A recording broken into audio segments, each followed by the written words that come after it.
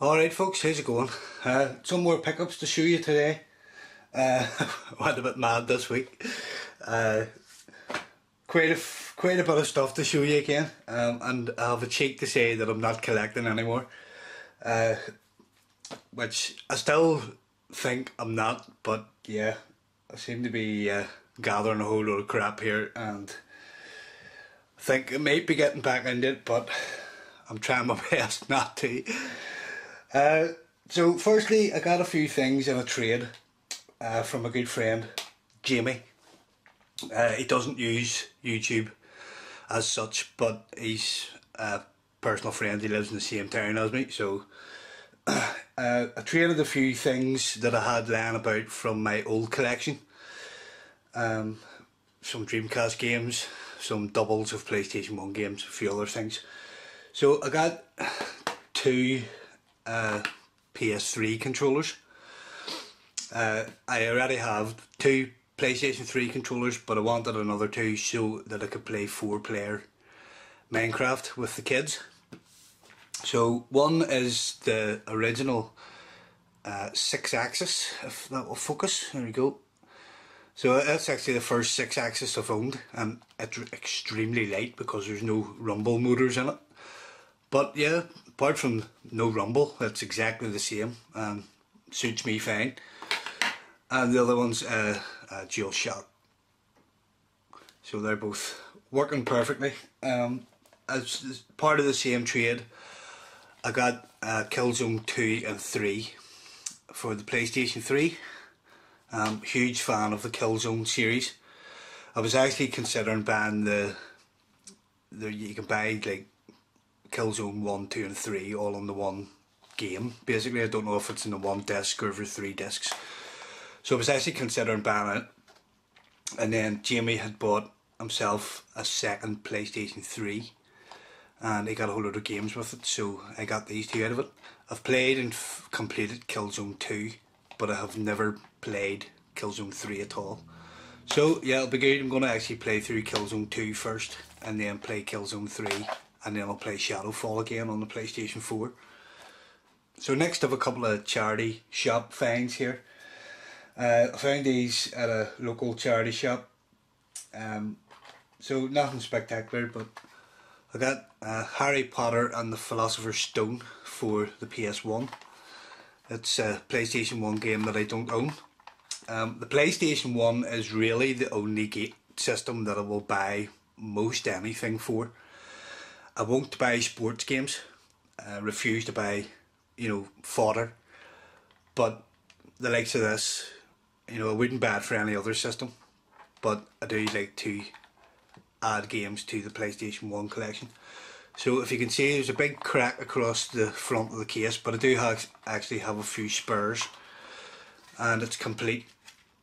And I have actually been playing it. It works fine.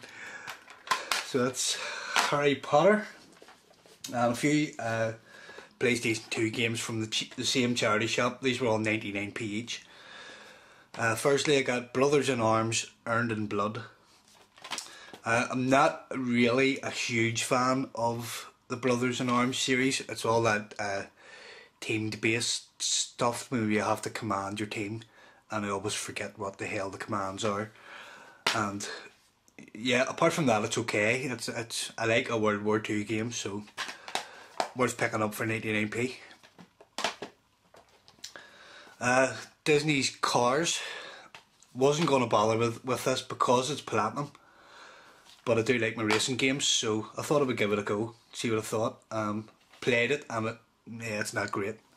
It's okay, I suppose. It's sort of open world. You have a big massive map that you can drive around, and there's different spots you can stop and take on missions and stuff to collect. So it's okay. It's not brilliant.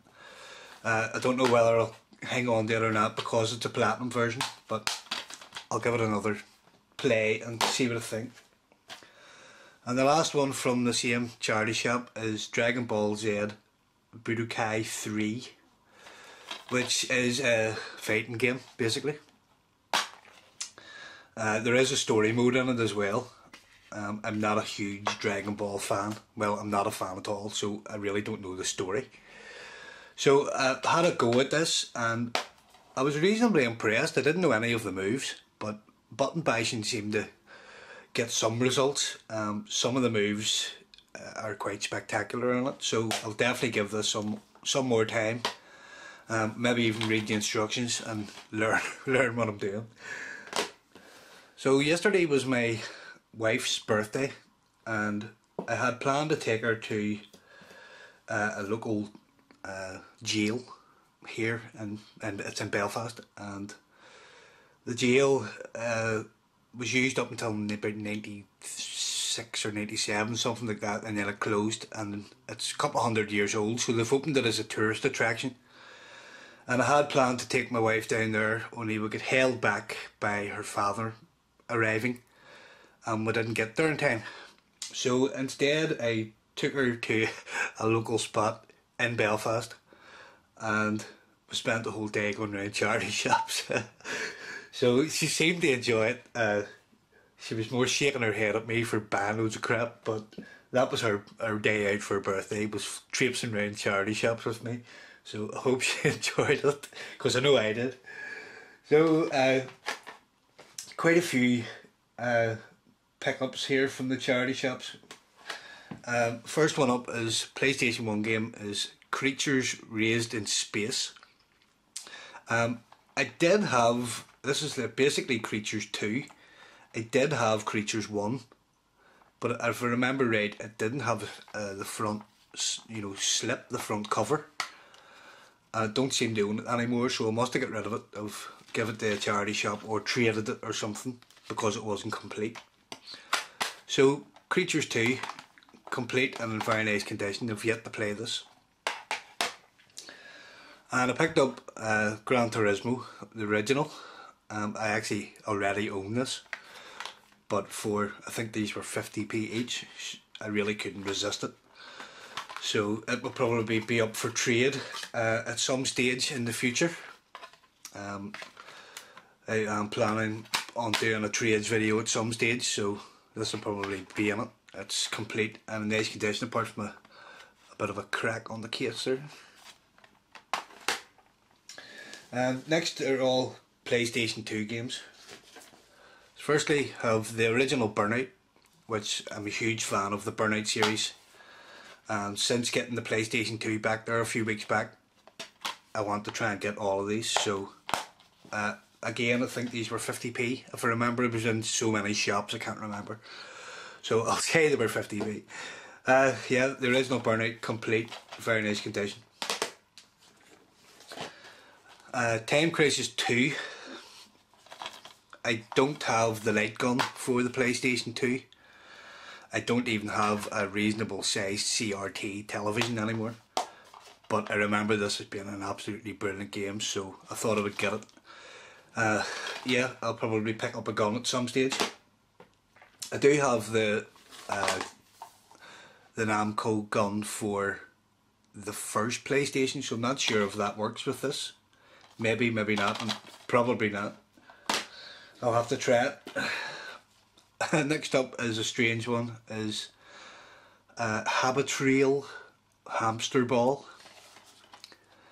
One I've never seen before, never heard of it, but from looking at the screenshots on the back, it looks alright. It looks like it could be fun, if I can get that without the reflection. Yeah, you're basically a hamster and a ball, and you have to run about the place. So yeah, it looks like it has potential. It may be crap, I don't know, I haven't played it yet.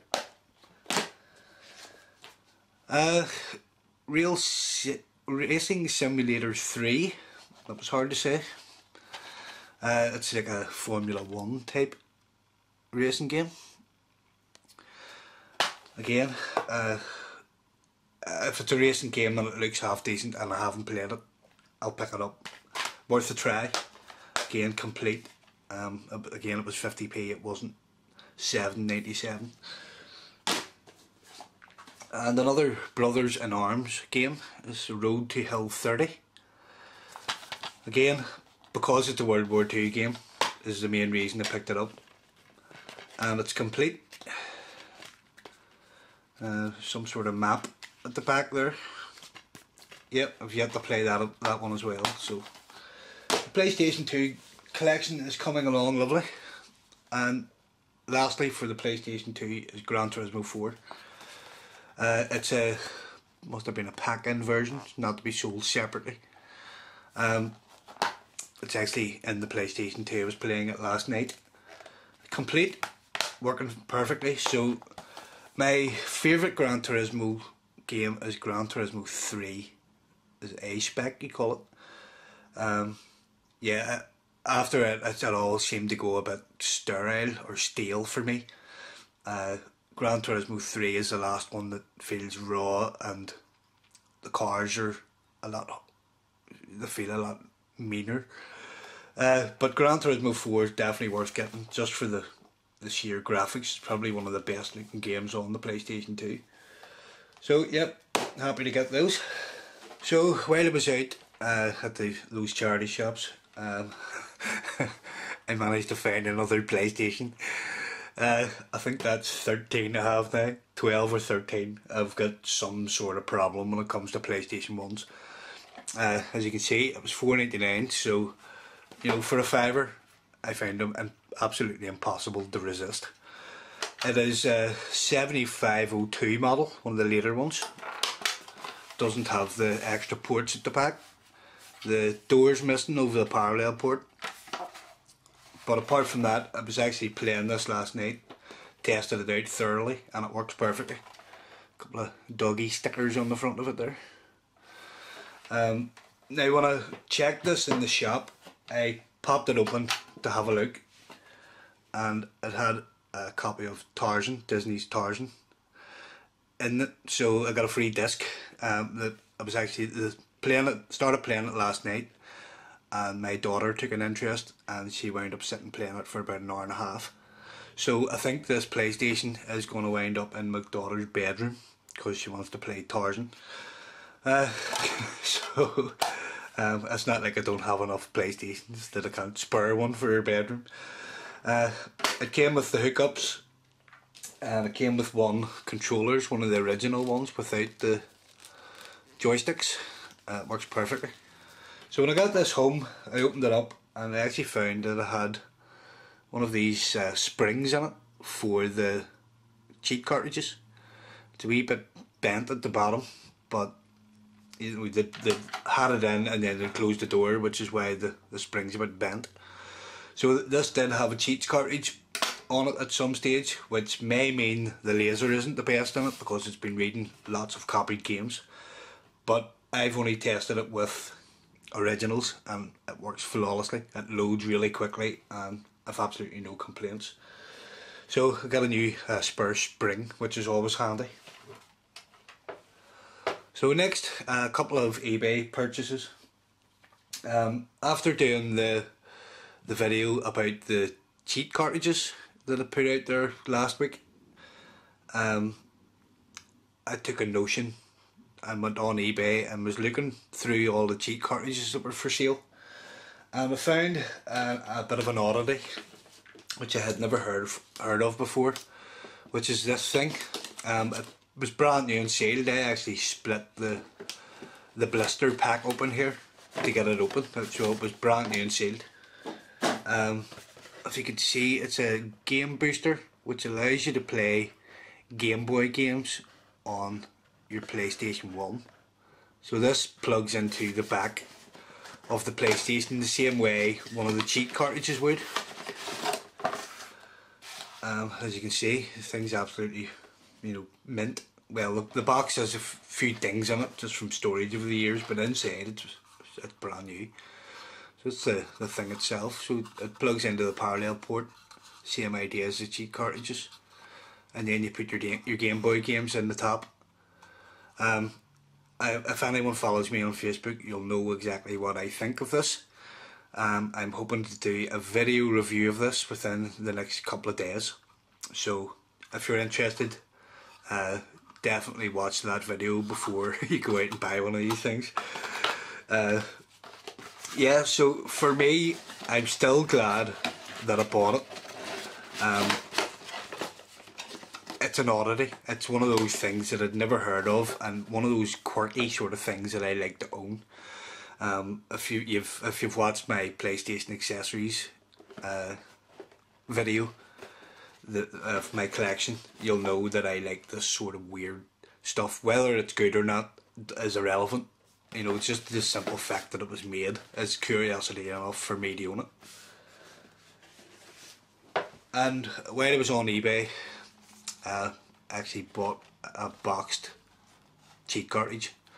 So this one's called the Game Hunter. It's exactly the same as the other two that I showed in my video previously, but it's just a different name. But I wanted one that was boxed and complete.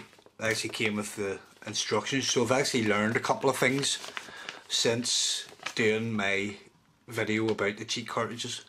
So I may actually do like a little supplemental video adding details that I've learnt from this instructions manual. There's the cartridge itself, and this one has the I/O port on the back of it to connect it to the computer, so you can update the firmware and add your own cheats and that sort of thing. And it even comes with the original spring. So yeah, very happy to get that. That's 3 cheat cartridges I own now, but only one of them is complete, so I will keep that one in its little box, and if I need to use a cheat cartridge I'll use one of the other 2. So the last gaming thing I've got here is the PlayStation 4 camera, which just arrived today. I bought this online. Yeah, I haven't even opened the thing yet, still sealed, so I just thought I would show that. I've actually been waiting on it, just so I could show everything I've got in the one video. So yeah, I'm really looking forward to trying this bad boy out here with the PlayStation 4. So the last thing I have to show you here is non-gaming related, but I picked it up at charity shops yesterday when I was out with the wife. So it is a little boombox which I found. I actually found a shop down close to where I grew up. There's a shop has opened, and it's a charity shop, but I have never been in a shop with so much retro stuff in my life. That actually, you know, old 8mm cameras, old video cameras, loads and loads of radios. They even had old vacuum cleaners, you know, like the old upright vacuum cleaners from the 70s. I could have spent all day in the place. Now the place was an absolute fucking tip. You know, you had to climb over stuff to get the parts of the shop and all. But yeah, just so much stuff in it. So I will definitely be going back again. So this was actually in the window of the place. It's made by Harvard, who I've never heard of before. But I seen it and I thought, yeah, that's cool. I want it. So I asked him how much it was, and he said 15 quid. So I said, right, if you're looking 15 quid for it, you need to test it before I take it away. So we plugged it in, and the radio works perfectly. The volume dial is extremely crackly, so that they'll need the contacts cleaned on it. So, and the tape deck, I put a tape in it, and it ate the tape. So I said, right mate, you know, it doesn't work. I might be able to fix it, but I don't know until I take it apart. Would you take a $5 for it? And he said, yeah, no problem. So I was happy, even though the tape deck doesn't work at the minute. I'm hoping to be able to fix it. Even though the tape deck doesn't work, for a $5, I was taking it home with me. So I didn't really pay too much attention to it at the shop, and I got it home and started looking around it in a bit more detail, and I discovered that the tape deck is actually a detachable Walkman, which is just too cool. So you can see it pops, you know, it's a manual opener on it. Just has play, fast forward and stop. So yeah, that just made my day when I discovered. It actually says on the top of it here, a detachable cassette player, but I obviously didn't even spot that when we were in the shop. Now this thing is absolutely stinking. I'll give you a close-up of the grime. So this needs basically restored. The speaker grills are a bit rusty as well, so I'm going to take them out, sand them down and repaint them. So they're a sort of blue colour, but they'll probably just wind up going black. If you can see the dirt and coffee stains or whatever the hell that is. So yeah, this needs a good restoration. But it does work, which is saying something because it's obviously been neglected for years and years. And the tape deck, with it being a Walkman, it's going to be even easier to take this thing apart. The main reason something will chew tapes is because the belt is either broken or loose on it. So as the capstan turns, the reel isn't turning to take up the slack in the tape, and the tape just winds up getting pulled in by the capstan, and that's how it'll eat a tape. So hopefully this won't be too hard to take apart and put a new belt on, and if all goes according to plan, it should work perfectly after it. The battery contacts need a good clean as well. Plenty of green corrosion on it, but they seem solid enough, so hopefully they won't break apart when I try to clean them up. So yeah, I'm not actually sure what year this is from. I haven't actually looked it up online yet to see if I can find a year for it. If I find a year for it, I'll put an annotation over the video here. But yeah, something like this for a £5 I'll pick up all day long. So well, I'm quite into my little boom boxes. Don't have an awful lot of them, of 3 or 4 boom boxes of different sizes and different eras. But yeah, I fell in love with this when I seen it in the window, and fell in love with it all over again when I seen you can detach the tape deck from it. And it even came with batteries. There's batteries in it, so when we got it out in the shop and tested it, we plugged it in through the 6-volt adapter. He had one that fitted it, and we tested it, and then after that the tape, I unplugged it and it was still trying to play, and that's when I figured out there was actually batteries in the thing. So yeah, I'll not turn it on here just because of the crackly sound and stuff, but yeah, the radio works fine. Just needs a good going over, a good restore. So really happy to find out. So that's it for this video, guys. That is everything from about the past week really. I'm going to try and calm down again. It's just the stuff's so cheap, you know. PlayStation 2 games for 50p each. How can you say no? You know, I am being particular to a certain extent. I'm not just buying anything that I see. It has to be complete, and it has to be something that I think I'll play. You know, I'm not buying sports games. I'm not buying SingStar games or Buzz games or any of that bullshit that you see all day every day. So yeah, if I think I'll play it and it looks good and it's complete, I'll buy it for 50p, no problem, or even £1. So that's it, guys. I'll let you go. If you're still here, I applaud you. Thanks for watching, guys. Catch you in the next one. Bye for now.